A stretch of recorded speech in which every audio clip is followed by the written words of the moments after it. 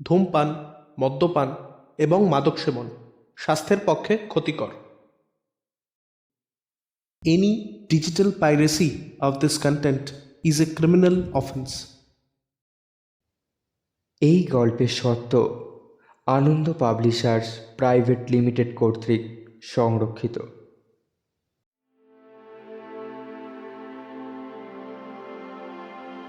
স্টোরিলাইন YouTube channel presents আজ আপনাদের জন্য সত্যজিৎ রায়ের রচনা অবলম্বনে রতনবাবু আর সেই লোকটা। গল্পের সূত্রধর এবং গল্প পাঠে আমি চান্দ্রিক। শুরু হচ্ছে সত্যজিৎ রায়ের লেখা এক অন্য ধারার গল্প, রতনবাবু আর সেই লোকটা।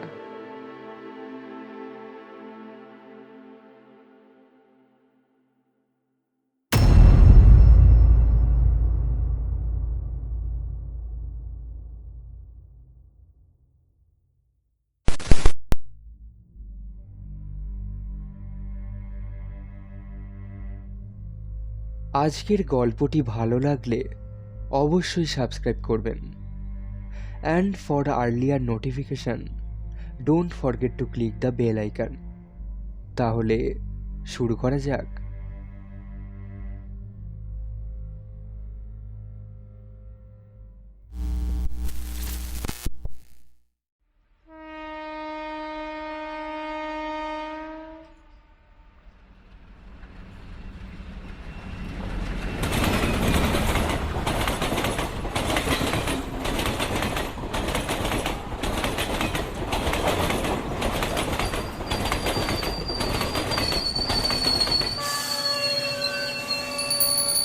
এ চায় বলে চায়, চায় বলে ঝালমুড়ি চায়। ঝালমুড়ি ঝালমুড়ি ঝালমুড়ি, দুয়ানা দুয়ানা দুয়ানা ঝালমুড়ি। ট্রেন থেকে প্ল্যাটফর্মে নেমে এদিক ওদিক দেখে রতনবাবুর মনে একটা খুশির ভাব জেগে উঠল। জায়গাটা তো ভালো বলেই মনে হচ্ছে। স্টেশনের পিছনে শিরীষ গাছটা কেমন মাথা উঁচিয়ে রয়েছে, তার ডালে আবার একটা লাল ঘুড়ি আটকে রয়েছে। লোকজনের মধ্যে ব্যস্ততার ভাব নেই, বাতাসে কেমন একটা সোঁদা গন্ধ। সব মিলিয়ে দিব্যি মনোরম পরিবেশ। সঙ্গে একটা ছোট হুলডল আর চামড়ার একটা ছোট স্যুটকেস। কুলির দরকার নেই। রতনবাবু সেগুলো দু হাতে তুলে নিয়ে স্টেশনের গেটের দিকে এগিয়ে গেলেন। বাইরে সাইকেল রিক্সা পেতে কোনো অসুবিধা হলো না। ডোরা কাটা হাফ প্যান্ট পরা একজন ছোকরা চালক জিজ্ঞেস করলো, কোথায় যাবেন বাবু? নিউ মহামায়া হোটেল জানো? ছোকরা ছোট্ট করে মাথা নেড়ে বলল, উঠুন।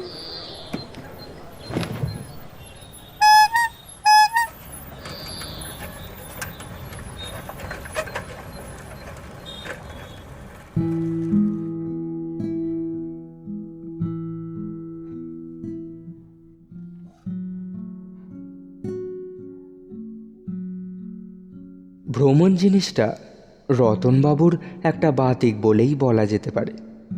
সুযোগ পেলেই তিনি কলকাতার বাইরে কোথাও না কোথাও ঘুরে আসেন। অবশ্যই সুযোগ যে সব সময় আসে তা নয়, কারণ রতনবাবুর একটা চাকরি আছে। কলকাতার জিওলজিক্যাল সার্ভের অফিসে তিনি একজন কেরানি। আজ 24 বছর ধরে তিনি এই চাকরি করছেন। তাই বাইরে বেরিয়ে আসার মতো সুযোগ তার বছরে একবারই আসে। পুজোর ছুটির সঙ্গে তার বাৎসরিক পাওনা ছুটি জুড়ে নিয়ে তিনি প্রতি বছরই কোথাও না কোথাও ভ্রমণ করে আসেন। এই বেড়ানোর ব্যাপারে রতনবাবু সঙ্গী আর কাউকে নেন না, বা নেবার ইচ্ছেটাও তার মনে জাগে না। প্রথম প্রথম যে সঙ্গীর অভাব বোধ করতেন না তা নয়, তার পাশের টেবিলের কেশববাবুর সঙ্গে এককালে তার এই নিয়ে কথা হয়েছিল, মহালয়ার কয়েকদিন আগে। রতনবাবু তখন সবে ছুটির প্ল্যান করছেন। তিনি বলেছিলেন, আপনিও তো মশাই একা মানুষ, চলুন না এবার পুজোয় দুজনে একসঙ্গে কোথাও ঘুরে টুরে আসি। কেশববাবু তার কলমটা কানে গুঁজে হাত দুটোকে জড়ো করে তার দিকে চেয়ে মাথা নেড়ে মৃদু হেসে বলেছিলেন, আপনার পছন্দর সঙ্গে আমার পছন্দ কি মিলবে? আপনি যাবেন সব উদ্ভট নাম না জানার জায়গায়, সেখানে না আছে দেখবার কিছু, না আছে থাকা খাওয়ার সুবিধে। আমায় মাফ করবেন মশাই, আমি যাচ্ছি হরিনাবিতে আমার এক ভাইয়ের কাছে।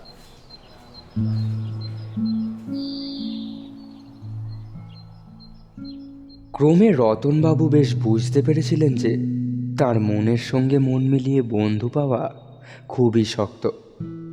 তার পছন্দ অপছন্দ ব্যাপারটা সাধারণ লোকের সঙ্গে একেবারেই মেলে না, কাজেই বন্ধু পাওয়ার আশাটা পরিত্যাগ করাই ভালো।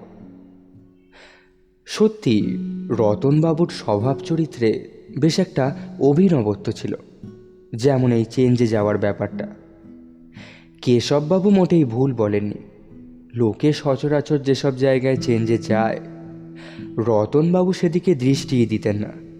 তিনি বলতেন, আরে মশাই, পুরীতে সমুদ্র আছে, জগন্নাথের মন্দির আছে, এই দার্জিলিং থেকে কাঞ্চনজঙ্ঘা দেখা যায়।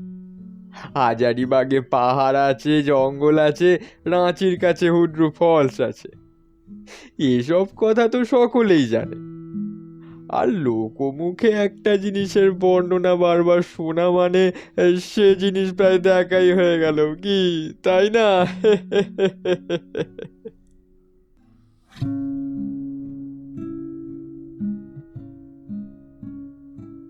রতনবাবুর যেটা দরকার সেটা হলো রেলের স্টেশনের ধারে একটা ছোট্ট শহর, ব্যাস, আর কিছু না।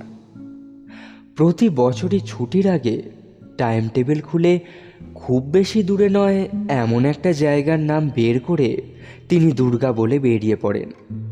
কোথায় গেলেন, কি দেখলেন তা কেউ জিজ্ঞেস করে না, বা কাউকে তিনি বলেনও না।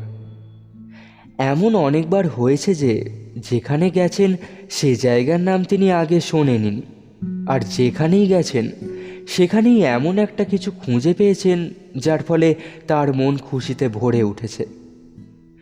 অন্যদের চোখে হয়তো এসব জিনিস খুবই সামান্য, যেমন রাজা ভাত খাওয়ায় একটা বুড়ো অশ্বত্থ গাছ, যেটা একটা কুল গাছ আর একটা নারকেল গাছকে পাকিয়ে উঠেছে। মহেশগঞ্জে একটা নীলকুঠির ভগ্নাবশেষ, ময়নাতে একটা মিষ্টির দোকানের ডালের বরফি।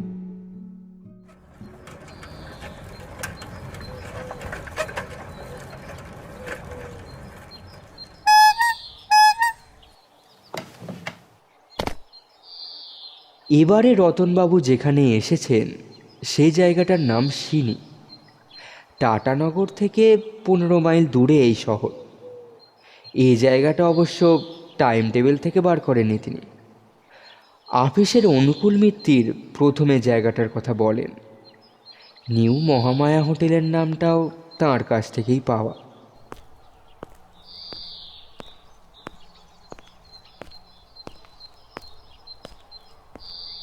রতনবাবুর চোখে হোটেলটাকে বেশ ভালোই বলে মনে হলো। ঘরটা ছোট, তবে তাতে কিছু এসে যায় না। পূব দক্ষিণ দুদিকে দুটো জানলা রয়েছে, তাই দিয়ে বেশ চমৎকার দৃশ্য দেখা যায়। পঞ্চা চাকরটিকেও বেশ অমায়িক বলে মনে হলো। রতনবাবু শীত গ্রীষ্ম দুবেলা গরম জলে স্নান করেন। পঞ্চা তাকে আশ্বাস দিল তার জন্য কোনো চিন্তা করতে হবে না। হোটেলের রান্নাটা মোটামুটি চলনসই এবং সেটাই যথেষ্ট, কারণ খাওয়ার ব্যাপারেও রতনবাবু মোটেই খুঁতখুঁতে নন। শুধু একটি বায়না তার কাছে, ভাত আর হাতের রুটি। এ দুটো একসঙ্গে না হলে তার খাওয়া হয় না।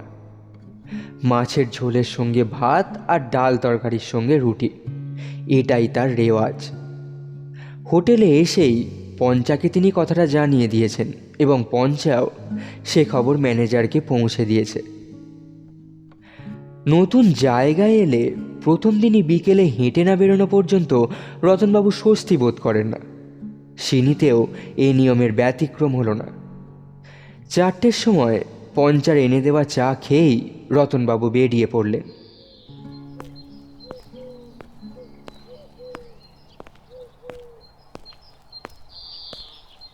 শহর থেকে বেরোলেই খোলা অসমতল প্রান্তর, তার মধ্যে দিয়ে আবার এদিক ওদিক হাঁটা পথ চলে গেছে। এই পথের একটা দিয়ে মাইলখানে গিয়ে রতনবাবু একটা ভারী মনোরম জিনিস আবিষ্কার করলেন, একটা ছোট্ট ডোবা পুকুর।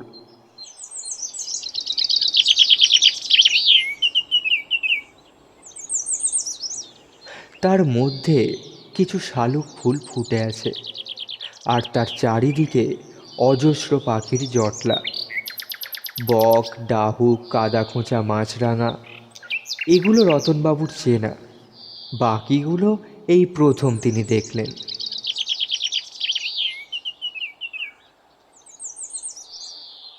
প্রতিদিন বিকেলবেলাটা এই ডোবার ধারে বসেই হয়তো রতনবাবু বাকি ছুটিটা কাটিয়ে দিতে পারতেন, কিন্তু দ্বিতীয় দিন আরও কিছু আবিষ্কারের আশায় রতনবাবু অন্য আর একটা পথ দিয়ে হাঁটতে শুরু করলেন। মাইল খানেক যাবার পর পথে একপাল ছাগল পড়ার দরুন তার হাঁটা কিছুক্ষণের জন্য বন্ধ রাখতে হলো। রাস্তা খালি হওয়ার পর আরও মিনিট পাঁচেক হাঁটতেই তিনি দেখলেন সামনে একটা কাঠের পুল। আরও এগোতেই বুঝলেন সেটা একটা ওভারব্রিজ, তার নিচ দিয়ে চলে গেছে রেলের লাইন। পূর্ব দিকে দূরে স্টেশনটা দেখা যাচ্ছে, আর পশ্চিম দিকে যত দূর চোখ যায় সোজা চলে গেছে সমান্তরাল দুটো লোহার পাত।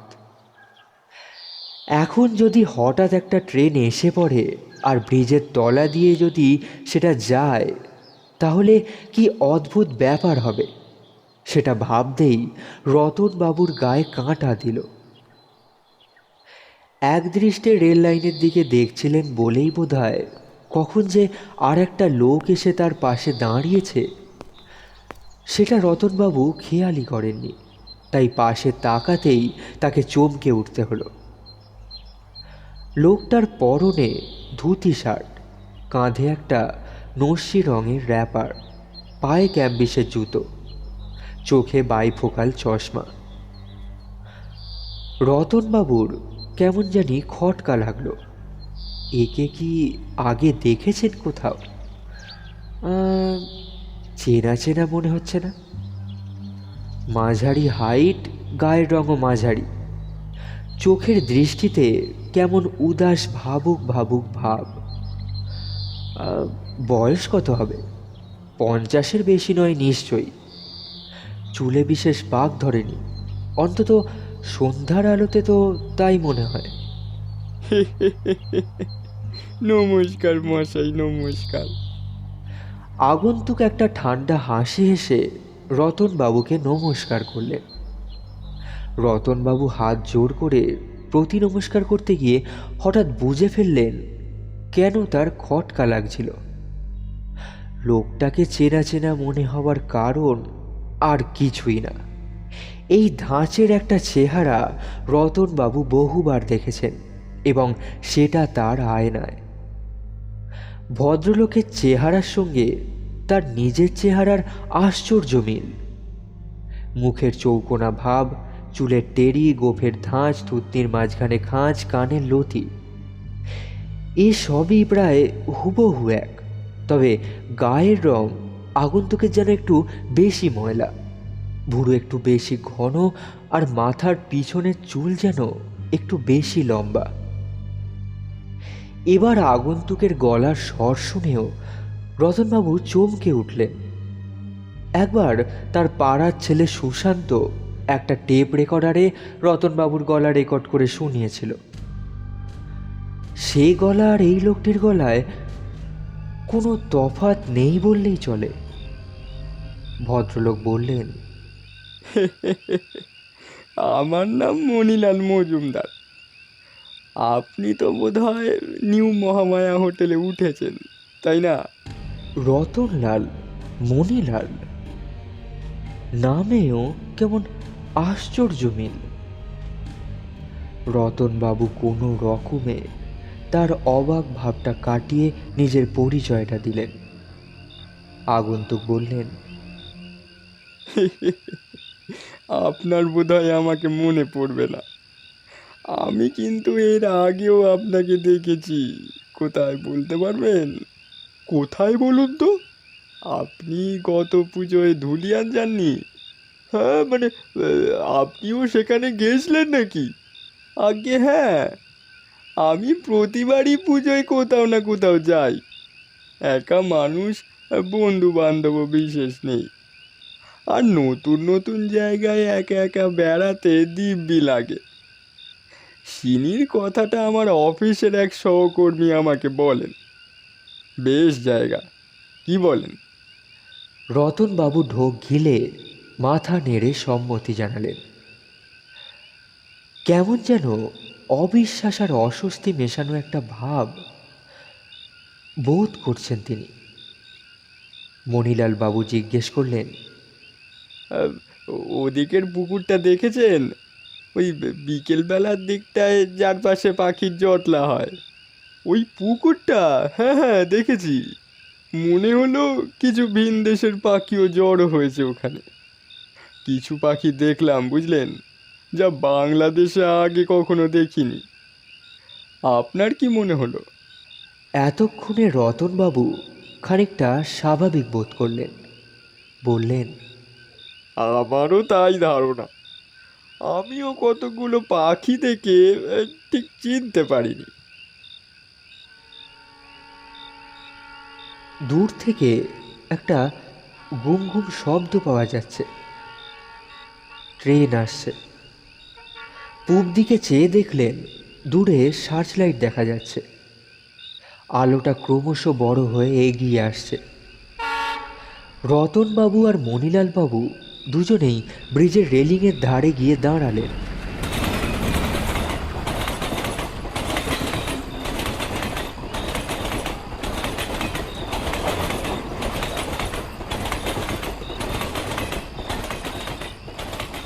বিরাট শব্দ করে ব্রিজটাকে থরথর করে কাঁপিয়ে ট্রেনটা উল্টো দিকে চলে গেল। দুজন ভদ্রলোকই হেঁটে ব্রিজটার উল্টো দিকে গিয়ে যতক্ষণ না ট্রেনটা অদৃশ্য হয় ততক্ষণ সেদিকে চেয়ে রইলেন। রতনবাবুর মনে ছেলে মানুষই রোমাঞ্চের ভাব ততক্ষণে জেগে উঠেছে। মণিলাল বাবু বললেন, আশ্চর্য মশাই, এত বয়স হলো তবু ট্রেন দেখার আনন্দটা এখনো গেল না। বাড়ি ফেরার পথে রতনবাবু জানলেন যে মণিলাল বাবু 3 দিন হলো সিনিতে এসেছেন আর কালিকা হোটেলে উঠেছেন। কলকাতাতেই তার পৈতৃক বাড়ি। কাজও করেন তিনি কলকাতার এক সদাগরি অফিসে।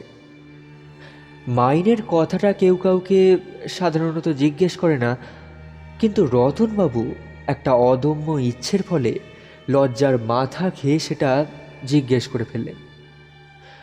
উত্তর যা পেলেন তাতে তার কপালের ঘাম ছুটে গেল। এমনও কি সম্ভব? মণিলাল বাবু আর রতনবাবুর মাইনে এক, দুজনেই পান 437 টাকা। দুজনেই ঠিক একই বোনাস পেয়েছেন পুজোয়। লোকটা যে তার নারী নক্ষত্র কোনো ফিকিরে আগে থেকেই জেনে নিয়ে তার সঙ্গে একটা ধাপ্পাবাজির খেলা খেলছে, এ কথাটা রতনবাবু কিছুতেই বিশ্বাস করতে পারলেন না। প্রথমত তার রোজকার জীবনে কি ঘটনা ঘটছে না ঘটছে এ নিয়ে কেউ কোনোদিন মাথা ঘামায়নি। তিনি নিজের তালে নিজেই ঘোরেন। অফিসের বাইরে বাড়ির চাকর ছাড়া কারোর সঙ্গে কথা বলেন না, কারোর বাড়িতে গিয়ে কখনো আড্ডাও মারেন না। মাইনের ব্যাপারটা না হয় বাইরে জানাজানি হতে পারে, কিন্তু তিনি রাত্রে কখন খান, কখন ঘুমন, কি খেতে ভালোবাসেন, কোন খবরের কাগজটা পড়েন, কোন থিয়েটার বা কোন বাংলা সিনেমা তিনি ইদানিং দেখেছেন, এসব তো তিনি নিজে ছাড়া আর কেউই জানে না। অথচ এর সব কিছুই যে ভদ্রলোকের সঙ্গে হুবহু মিলে যাচ্ছে। রতনবাবু কিন্তু কথাটা মুখ ফুটে মণিলাল বাবুকে বলতে পারলেন না। সারা রাস্তা তিনি শুধু মণিলাল বাবুর কথাই শুনলেন আর নিজের সঙ্গে মিল দেখে বারবার অবাক হলেন, চমকে উঠলেন। নিজের সম্বন্ধে আগ বাড়িয়ে তিনি কিছুই বললেন না। রতনবাবুর হোটেলটাই আগে পড়ে। হোটেলের সামনে এসে মণিলাল বাবু বললেন, বলছি আপনার এখানে খাওয়া দাওয়া কেমন? মাছের ঝোলটা মন্দ করে না, বাকি সব চলনসই। আমার হোটেলে রান্নাটা আবার তেমন সুবিধের নয়। শুনেছি এখানে জগন্নাথ মিষ্টান্ন ভাণ্ডারে নাকি ভালো লুচি আর ছোলার ডাল করে। বলছি আজ রাতের খাওয়াটা সেখানে সারলে কেমন হয়? বেশ তো, আমার আপত্তি নেই। ধরুন এই 8টা নাগাদ। হ্যাঁ হ্যাঁ, সেই ভালো সেই ভালো। আমি ওয়েট করব আপনার জন্য, তারপর একসঙ্গে যাওয়া যাবে, কি বলেন?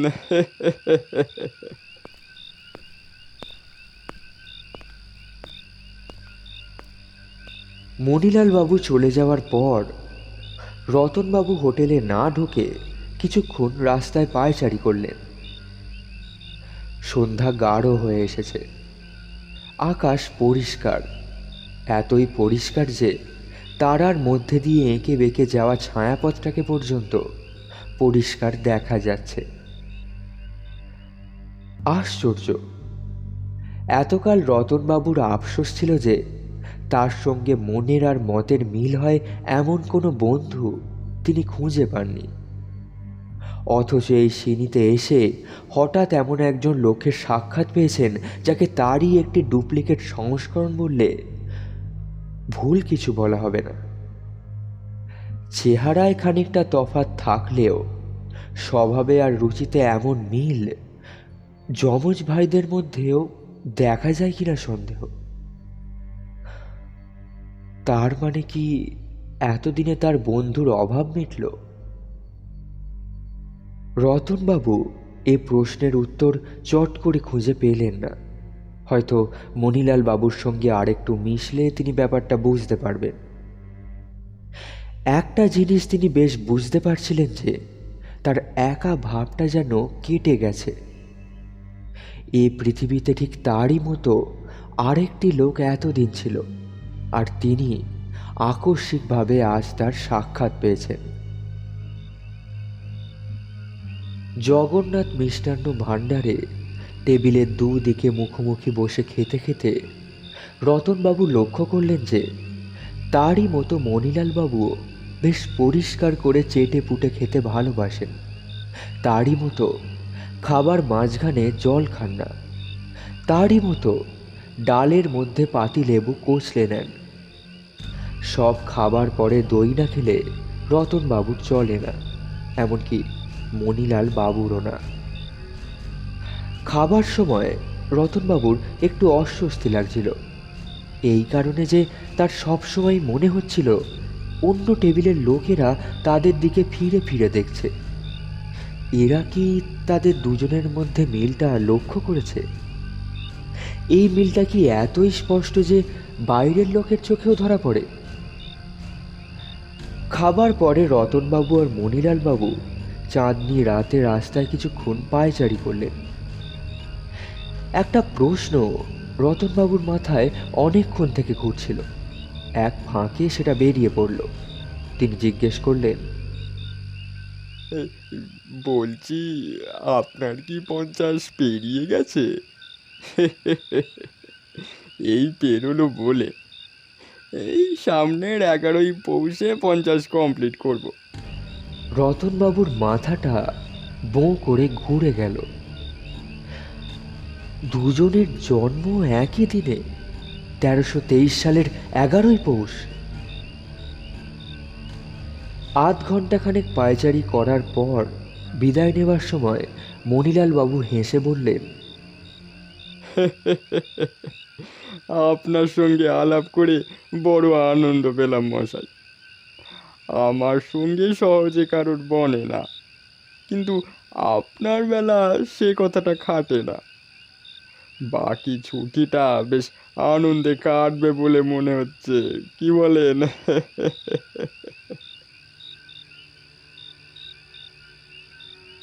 অন্যান্য দিন রতনবাবু 10টার মধ্যে ঘুমিয়ে পড়েন, সঙ্গে দু একটা বাংলা মাসিক পত্রিকা নিয়ে বিছানায় শুয়ে কিছুক্ষণ পাতা উল্টানোর পর আপনা থেকেই ঘুমে চোখ বুজে আসে।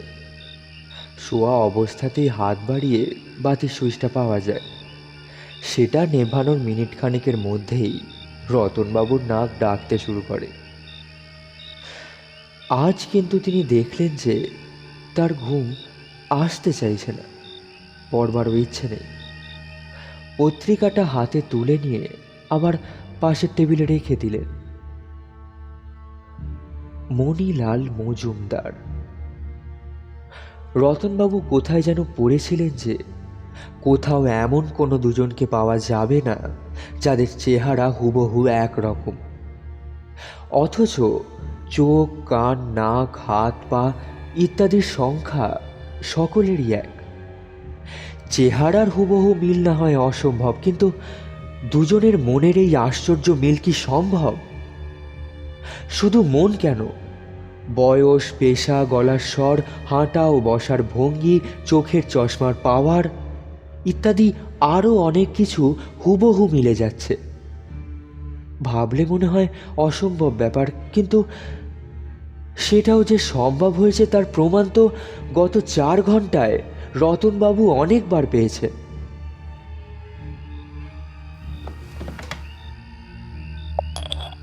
রাত 12টা নাগাদ রতনবাবু বিছানা ছেড়ে উঠে ঘরের কুঁজো কাত করে আজলা করে খানিকটা জল নিয়ে নিজের মাথায় দিলেন। তার মাথা গরম হয়ে গেছে, এই অবস্থায় ঘুম আসবে না। ভিজে মাথায় আলতো করে গামছাটা একবার বুলিয়ে নিয়ে আবার বিছানায় গিয়ে শুলেন। বালিশটা ভিজে গেল, ভালোই, যতক্ষণ না শুকোয় ততক্ষণ মাথা ঠান্ডা থাকবে। পাড়া নিস্তব্ধ হয়ে গেছে। একটা পেঁচা বিকট স্বরে চেঁচাতে চেঁচাতে হোটেলের পাশ দিয়ে উড়ে চলে গেল। জানলা দিয়ে চাঁদের আলো এসে বিছানায় পড়েছে। কখন জানি আপনা থেকেই রতনবাবুর মন থেকে ভাবনা মুছে গিয়ে তার চোখ দুটো বন্ধ হয়ে গেল। রাত্রে ঘুমোতে দেরি হওয়ার ফলে রতনবাবুর সকালে ঘুম ভাঙতে প্রায় 8টা হয়ে গেল। 9টায় মণিলাল বাবুর আসার কথা। আজ মঙ্গলবার। মাইল খানেক দূরে একটা জায়গায় আজ হাট বসবে। গতকাল খেতে খেতে দুজনে প্রায় একসঙ্গেই হাটে যাওয়ার ইচ্ছে প্রকাশ করেন। কেনার বিশেষ কিছু নেই, খালি ঘুরে দেখা আর কি। চা খেতে খেতেই প্রায় 9টা বাজল। সামনে প্লেটে রাখা মৌরির খানিকটা মুখে পুরে হোটেল থেকে বাইরে বেরোতেই রতনবাবু দেখলেন মণিলালবাবু হাসি মুখে এগিয়ে আসছেন। আপনার সঙ্গে কি আশ্চর্য মিল, সে কথা ভাবতে ভাবতেই কাল ঘুমোতে অনেক রাত হয়ে গেল। উঠে দেখি 8টা বাজতে 5। এমনিতে ঠিক 6টায় উঠি। রতনবাবু এ কথার কোনো জবাব দিলেন না। দুজনে হাটের দিকে রওনা দিলেন। পাড়ার কতগুলো ছোকরা জটলা করছিল। রতনবাবুরা তাদের সামনে দিয়ে যাওয়ার সময় তাদের মধ্যে একজন টিটকিরি সুরে বলে উঠল, ওই দেখ মানিক জোর। রতনবাবু যথাসম্ভব কথাটাকে অগ্রাহ্য করে এগিয়ে চললেন। মিনিট 20-র মধ্যে দুজনে হাটে পৌঁছে গেলেন। বেশ গমগমে হাট। ফলমূল, শাকসবজি, তরিতরকারি থেকে বাসনকোসন, হাঁড়িকুড়ি, জামা কাপড়, মুরগি, ছাগল সব কিছুরই দোকান বসেছে। ভিড়ও হয়েছে বেশ। সেই ভিড়ের মধ্যে দিয়ে এ দোকান সে দোকান দেখতে দেখতে রতনবাবু আর মণিলালবাবু এগিয়ে চললেন। ওটাকে পঞ্চা না? রতনবাবু কেন জানি তার হোটেলের চাকরটাকে সামনে ভিড়ের মধ্যে দেখে তার দৃষ্টি নামিয়ে মুখটাকে আড়াল করে দিলেন। ছোকরাদের মানিকজোর কথাটা কানে যাওয়া অবধি তার ধারণা হয়েছে তাদের দুজনকে একসঙ্গে দেখে লোকেরা মনে মনে হাসে। ভিড়ের মধ্যে দিয়ে হাঁটতে হাঁটতে প্রায় আচমকা রতনবাবুর মনে একটা চিন্তার উদয় হলো। হঠাৎ কেন জানি মনে হলো যে তিনি একাই ভালো ছিলেন, বন্ধুর তার কোনো দরকার নেই। আর বন্ধু হলেও সে লোক যেন মণিলাল বাবুর মতো না হলেই ভালো। মণিলাল বাবুর সঙ্গে তিনি যতবারই কথা বলেছেন ততবারই তার মনে হয়েছে তিনি যেন নিজের সঙ্গেই কথা বলছেন। প্রশ্ন করলে কি উত্তর পাওয়া যাবে সেটা যেন তার আগে থেকেই জানা। তর্ক করার কোনো সুযোগই নেই, আলোচনার প্রয়োজন নেই, ঝগড়াঝাটির কোনো সম্ভাবনাই নেই। এটা কি বন্ধুত্বের লক্ষণ? তার অফিসের কার্তিক রায়ের সঙ্গে মুকুন্দ চক্রবর্তীর তো গলায় গলায় ভাব, কিন্তু তা বলে কি দুজনের মধ্যে কথা কাটাকাটি হয় না? আলবাত হয়, কিন্তু তবু তো তারা বন্ধু, সত্যিকারের বন্ধু। সব কিছু মিলিয়ে তার বারবার মনে হতে লাগলো যে মণিলাল মজুমদার লোকটা তার জীবনে না এলেই যেন ভালো ছিল। ঠিক একই রকম দুজন লোক যদি জগতে থাকেও তাদের পরস্পরের কাছাকাছি আসাটা কোনো কাজের কথা নয়। সিনি থেকে কলকাতা ফিরে গিয়েও মণিলাল বাবুর সঙ্গে হয়তো দেখা হয়ে যেতে পারে, এ কথা ভাবতেই রতনবাবু শিউরে উঠলেন। একটা দোকানে বাঁশের লাঠি বিক্রি হচ্ছিল। রতনবাবুর অনেক দিনের শখ একটা লাঠি কেনার, কিন্তু মণিলাল বাবু দর করছেন দেখে রতনবাবু অনেক কষ্টে তার লোভ সংবরণ করলেন। শেষটায় দেখেন কি মণিলাল বাবু নিজেই একটা জায়গায় দুটো লাঠি কিনে তার একটি তাকে উপহার দিলেন। দেবার সময় আবার বললেন, এই সামান্য লাঠিটা বন্ধুত্বের চিহ্ন হিসেবে নিতে আপনার নিশ্চয়ই আপত্তি হবে না।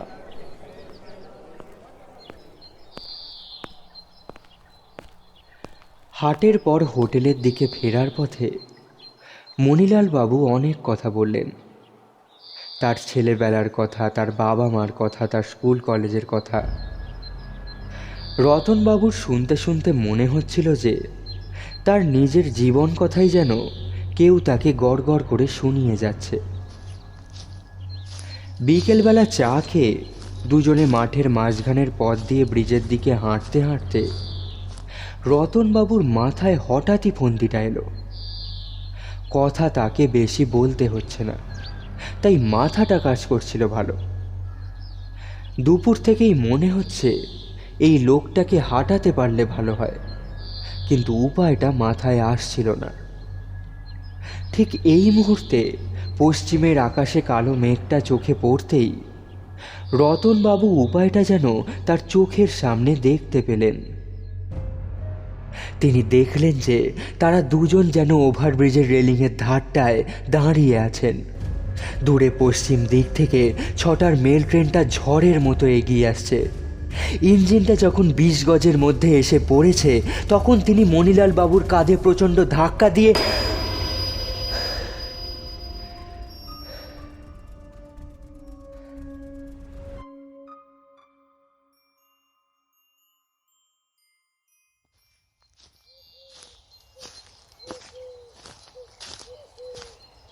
রতনবাবু হাঁটা অবস্থাতেই চোখ বন্ধ করলেন। তারপর চোখ খুলে আর চোখে একবার মণিলাল বাবুর দিকে দেখে নিলেন। মণিলাল বাবুকে কিছুমাত্র চিন্তিত বলে মনে হলো না, কিন্তু দুজনের মধ্যে যদি এতই মিল হয় তাহলে মণিলাল বাবুও হয়তো মনে মনে তাকে হাঁটাবার কোনো ফন্দি আঁটছেন। কিন্তু তার চেহারা দেখে তা মনে হলো না। সত্যি বলতে কি, ভদ্রলোক দিব্যি মনের আনন্দে গুনগুন করে গান গাইছেন।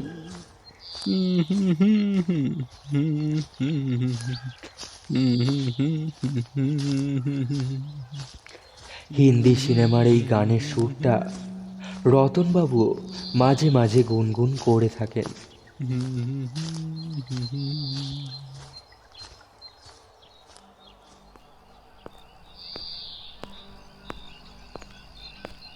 পশ্চিমের কালো মেঘটা এগিয়ে এসেছে, সূর্য মেঘের পিছনে ঢাকা। বোধহয় আর কয়েক মিনিটেই অস্ত যাবে। রতনবাবু চারিদিকে চেয়ে ত্রিসীমানায় আর অন্য কোনো মানুষের চিহ্ন দেখতে পেলেন না। ভালোই হয়েছে, কাছাকাছির মধ্যে কোনো তৃতীয় ব্যক্তি থাকলে তার প্ল্যান ভেস্তে যেত। আশ্চর্য, একটা মানুষকে খুন করার কথা ভেবেও রতনবাবু নিজেকে দোষী মনে করতে পারলেন না। মণিলাল বাবুর যদি কোনো বিশেষত্ব থাকতো, এমনকি তার স্বভাব চরিত্র যদি রতনবাবুর চেয়ে সামান্য অন্য রকমও হতো, তাহলে রতনবাবু তাকে মারবার কথা কল্পনাই করতে পারতেন না। রতনবাবুর বিশ্বাস হয়েছে যে একই রকম দুজন লোকের একসঙ্গে বেঁচে থাকার কোনো সার্থকতা নেই। তিনি নিজে আছেন, নিজে থাকবেন, এটাই যথেষ্ট।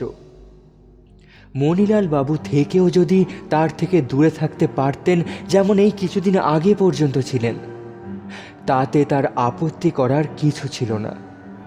কিন্তু এখন এই আলাপের পর সেটা সম্ভব নয়, তাই তাকে সরিয়ে ফেলা নেহাতি দরকার।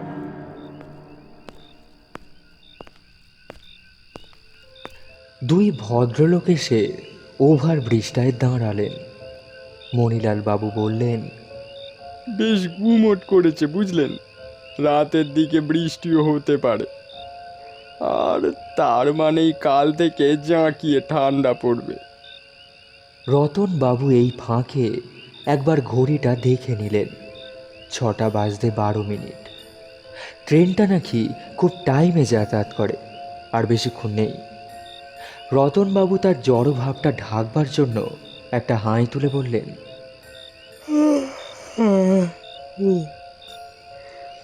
বৃষ্টি হলেও 4-5 ঘন্টার আগে হবে বলে মনে হয় না। এবার মণিলাল বাবু পকেট থেকে একটা গোল টিনের কৌটো বার করে ঢাকনা খুলে রতনবাবুর দিকে এগিয়ে দিলেন। বললেন, সুপুরি খাবেন? রতনবাবুর পকেটেও একটা কৌটোতে সুপুরি ছিল।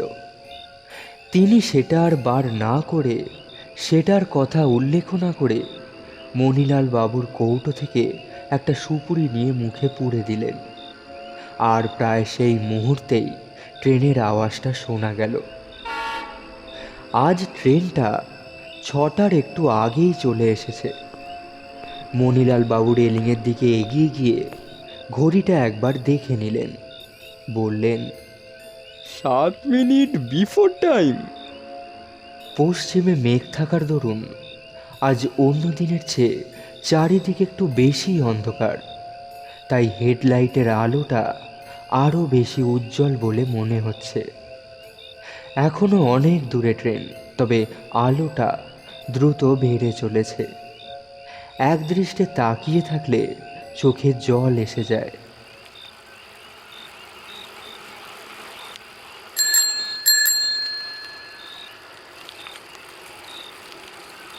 এমন সময় হঠাৎই সাইকেল চেপে একটা লোক রাস্তা দিয়ে ব্রিজের দিকে আসলো। সর্বনাশ, লোকটা থামবে নাকি? না, রতন বাবুর আশঙ্কা ভুল। লোকটা তাদের পাশ দিয়ে ঝড়ের বেগে সাইকেল চালিয়ে উল্টো দিকের রাস্তা দিয়ে সন্ধ্যার অন্ধকারে অদৃশ্য হয়ে গেল। ট্রেনটা প্রচণ্ড দাপটে এগিয়ে আসছে। চোখ ঝলসানো হেডলাইটে দূরত্ব আন্দাজ করা কঠিন। আর কয়েক সেকেন্ডের মধ্যেই ওভারব্রিজ কাঁপতে শুরু করবে। ট্রেনের শব্দে কান পাতা যায় না। মণিলাল বাবু রেলিংয়ের ধারে দাঁড়িয়ে ট্রেনের দিকে চেয়ে আছেন। একটা বিদ্যুতের চমক, আর সেই সঙ্গে সঙ্গে রতনবাবু তার সমস্ত শক্তি প্রয়োগ করে 2 হাত দিয়ে মণিলাল বাবুর পিঠে মারলেন ধাক্কা।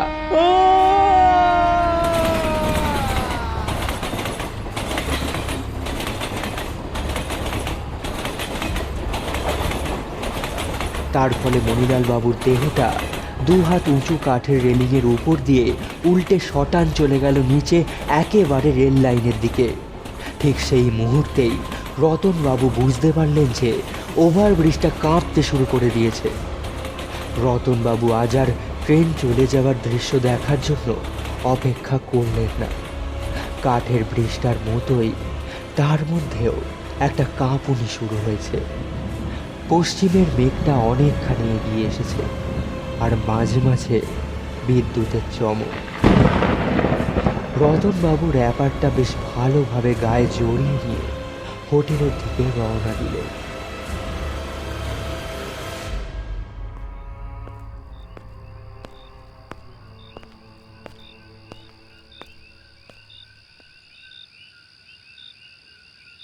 বৃষ্টির প্রথম পশলাটা এড়াবার ব্যর্থ চেষ্টায় শেষের রাস্তাটুকু প্রায় দৌড়ে হাঁপাতে হাঁপাতে এসে রতনবাবু হোটেলে ঢুকলেন। ঢুকেই তার কেমন যেন খটকা লাগলো। এটা কোথায় এলেন তিনি? মহামায়া হোটেলের সামনের ঘরটা তো এরকম নয়। এরকম টেবিল, এরকমভাবে চেয়ার সাজানো, দেওয়ালে এরকম ছবি। এদিক ওদিক দেখতে দেখতে হঠাৎ দেওয়ালে একটা কাঠের বোর্ড তার চোখে পড়ল। কি বিদঘুটে ভুল রে বাবা! এই যে কালিকা হোটেলে এসে ঢুকেছেন তিনি, এইখানেই তো মণিলাল বাবু ছিলেন না? বৃষ্টিতে ভিজলেন নাকি? কে একজন প্রশ্ন করল তাকে। রতনবাবু ঘুরে দেখলেন মাথায় কোকড়া চুল, সবুজ র্যাপার গায়ে দেওয়া একজন লোক, বোধহয় এই হোটেলেরই বাসিন্দা। তার দিকে মুখ করে হাতে চায়ের পেয়ালা নিয়ে বসে আছে। রতনবাবুর মুখ দেখে ভদ্রলোক যেন একটু অপ্রস্তুত বোধ করলেন। বললেন, সরি, ভুল হয়ে গেছে। আপনাকে দেখে হঠাৎ মণিলাল বাবু বলে মনে হয়েছিল। এই প্রশ্নটা শুনে এই প্রথম রতনবাবুর মনে একটা সন্দেহ জাগল।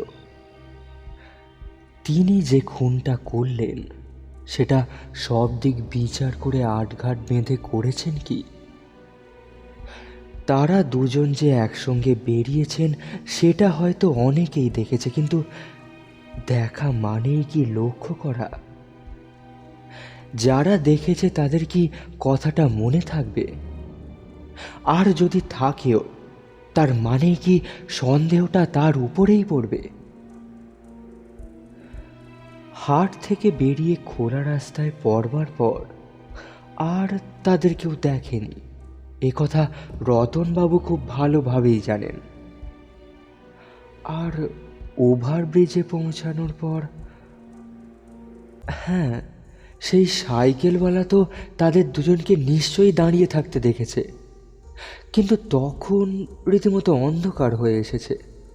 ওইভাবে দ্রুত বেগে সাইকেল চালিয়ে যাওয়ার সময় কি সে লোক তাদের মুখ চিনে মনে করে রেখে দিয়েছে? হ্যাঁ, অসম্ভব। রতনবাবু যতই ভাবলেন ততই তিনি নিশ্চিন্ত বোধ করতে লাগলেন। মণিলাল বাবুর মৃতদেহ আবিষ্কার হবে নিশ্চয়ই, কিন্তু তার ফলে রতনবাবুর উপর সন্দেহ পড়বে, তার বিচার হবে, শাস্তি হবে, তাকে খুনি হিসেবে মৃত্যুদণ্ডে দণ্ডিত হতে হবে। এইসব কথা রতনবাবু কিছুতেই বিশ্বাস করতে পারলেন না।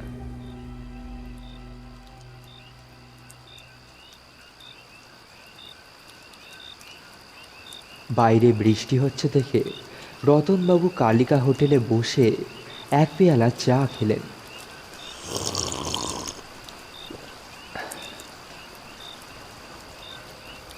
সাড়ে 7টা নাগাদ বৃষ্টি থামল। রতনবাবু শটান নিউ মহামায়ায় চলে এলেন। কি অদ্ভুতভাবে ভুল করে তিনি ভুল হোটেলে গিয়ে হাজির হয়েছিলেন সেটা ভাবতেও তার হাসি পাচ্ছিল। রাত্রে পেট ভরে খেয়ে বিছানায় শুয়ে দেশ পত্রিকা খুলে অস্ট্রেলিয়ার বুনো জাতিদের সম্বন্ধে একটা প্রবন্ধ পড়ে রতনবাবু ঘরের বাতি নিভিয়ে দিয়ে পরম নিশ্চিন্তে চোখ বুজলেন। আবার তিনি একা এবং অদ্বিতীয়। তার সঙ্গী নেই, সঙ্গীর কোনো প্রয়োজনও নেই। তিনি এতকাল যেমনভাবে কাটিয়েছেন আবার ঠিক তেমনিভাবেই কাটাবেন। এর চেয়ে আরাম আর কি হতে পারে? বাইরে আবার বৃষ্টি শুরু হয়েছে, আর তার সঙ্গে বিদ্যুতের চমক আর মেঘের গর্জন। কিন্তু তাতে কিছু এসে যায় না, কারণ রতনবাবুর নাক ডাকতে শুরু করেছে।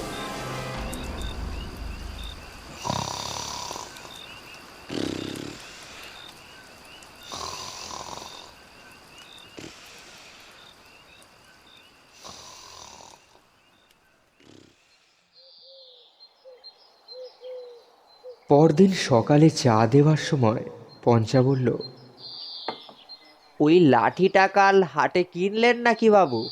হ্যাঁ। কত নিল? রতনবাবু দাম বললেন। তারপর গলার স্বর যথাসম্ভব স্বাভাবিক করে বললেন, তুমি গিয়েছিলে নাকি হাটে? হ্যাঁ বাবু, দেখলাম তো আপনাকে। আপনি আমায় দেখতে পাননি? কই না তো। এরপরে পঞ্চার সঙ্গে তার আর কোনো কথা হয়নি। চা খাওয়া শেষ করে হোটেল থেকে বেরিয়ে হাঁটতে হাঁটতে তিনি কালিকা হোটেলের সামনে এসে পৌঁছলেন।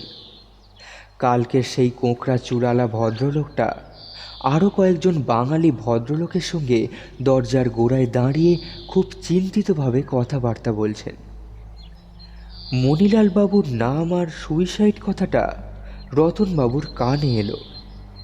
তিনি ভালো করে শোনার জন্য আরেকটু এগিয়ে গেলেন। শুধু তাই না, একটা প্রশ্নও করে বসলেন। কে আত্মহত্যা করলো মশাই?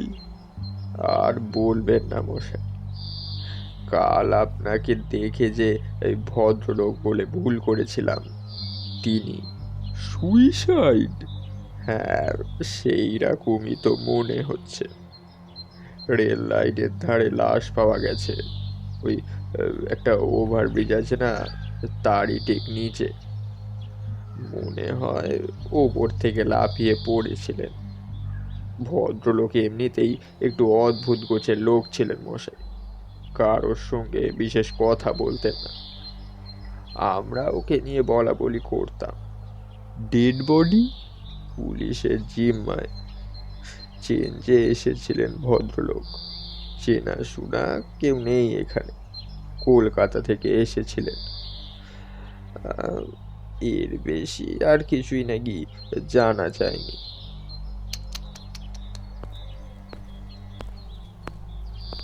রতনবাবু সহানুভূতির ভঙ্গিতে বার দুয়েক মাথা নেড়ে আবার হাঁটতে শুরু করলেন। সুইসাইড? তাহলে খুনের কথাটা কারোর মাথাতেই আসেনি। কি আশ্চর্য সৌভাগ্য তার! খুন জিনিসটা তো তাহলে ভারী সহজ। লোকে এত ভয় পায় কেন? রতনবাবু মনে মনে ভারী হালকা বোধ করলেন।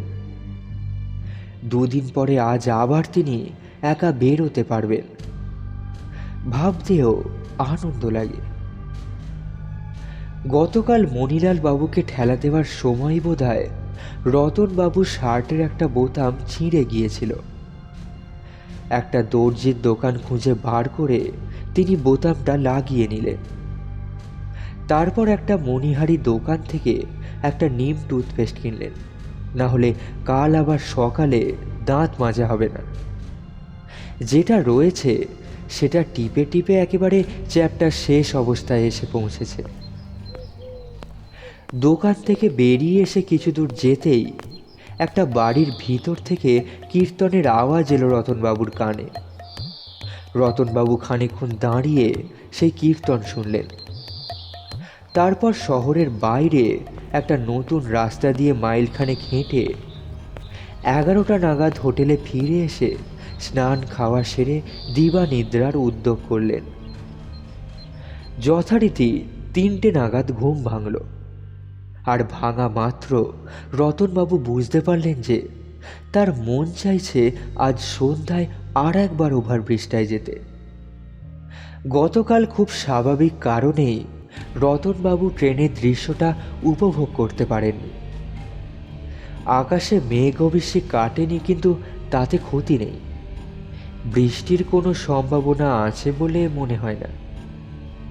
আজ তিনি ট্রেন আসা থেকে শুরু করে চলে যাওয়ার শেষ মুহূর্ত পর্যন্ত আরাম করে দেখবেন।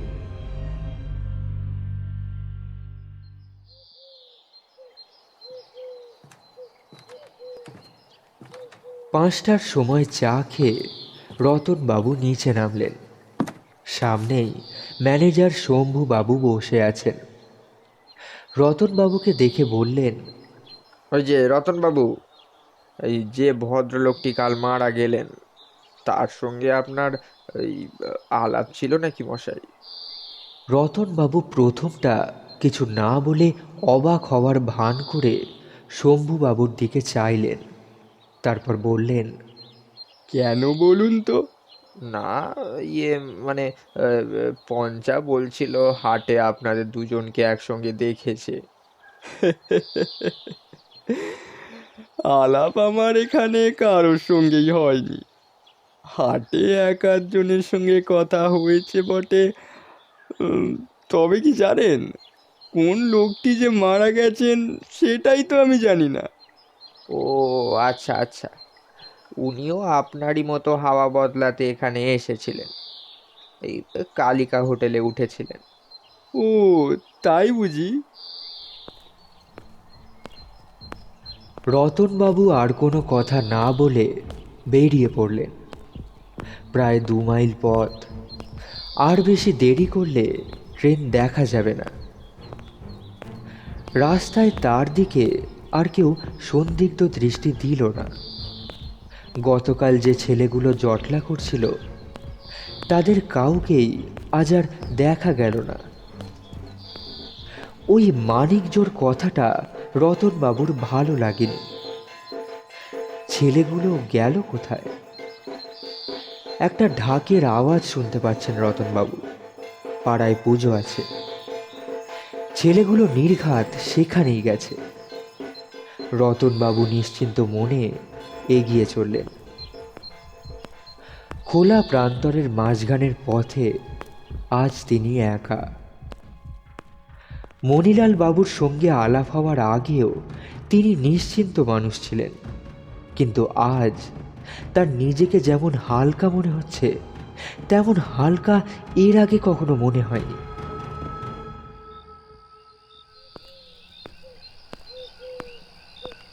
ওই যে বাবলা গাছ, ওটা পেরিয়ে মিনিট খানেক হাঁটলেই ওভারব্রিজ।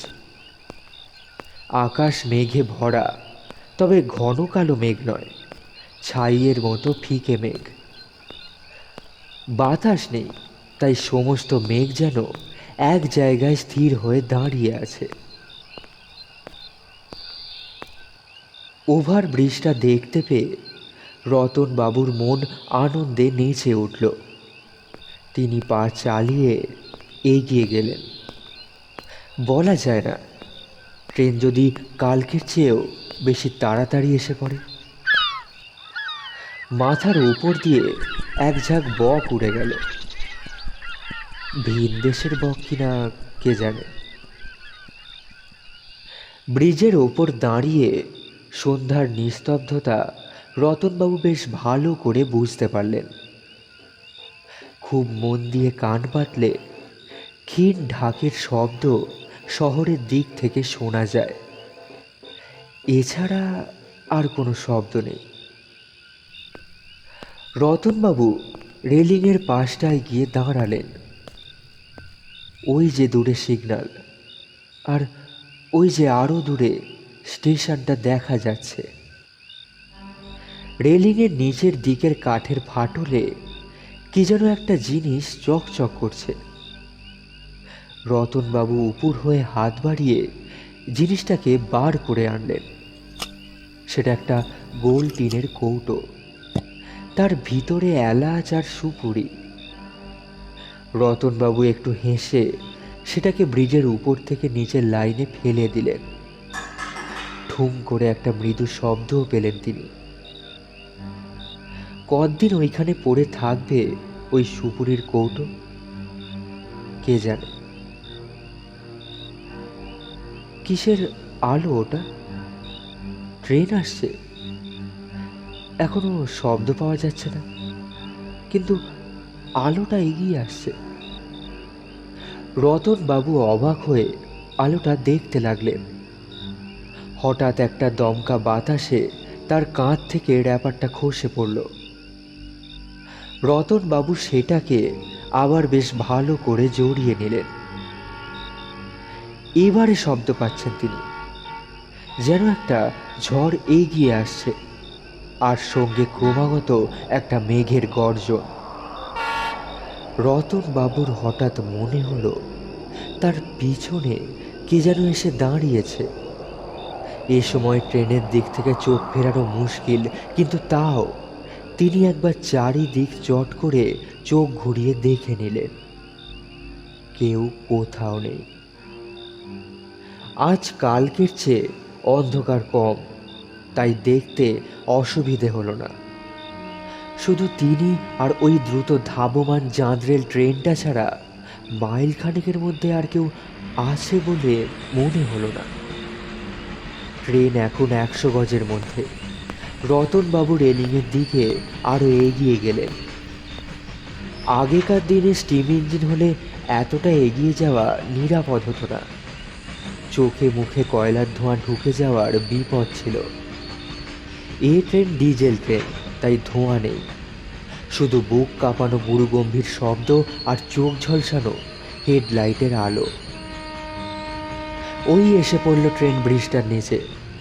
রতনবাবু তার 2 কনুইয়ের ওপর ভর দিয়ে সামনের দিকে ঝুঁকে পড়লেন।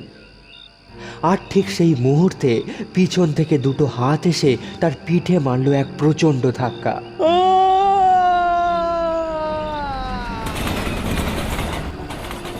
রতনবাবু টাল সামলাতে পারলেন না, কারণ রেলিংটা ছিল মাত্র 2 হাত উঁচু। মেল ট্রেনটা সশব্দে ব্রিজ কাঁপিয়ে চলে গেল পশ্চিম দিকে, যেদিকের আকাশে রক্তের রং এখন বেগুনি হয়ে এসেছে।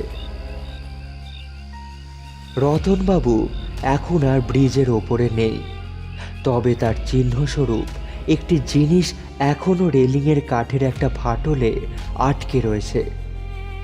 সেটা সুপুরি আর এলাচে ভরা একটা অ্যালুমিনিয়ামের কৌটো।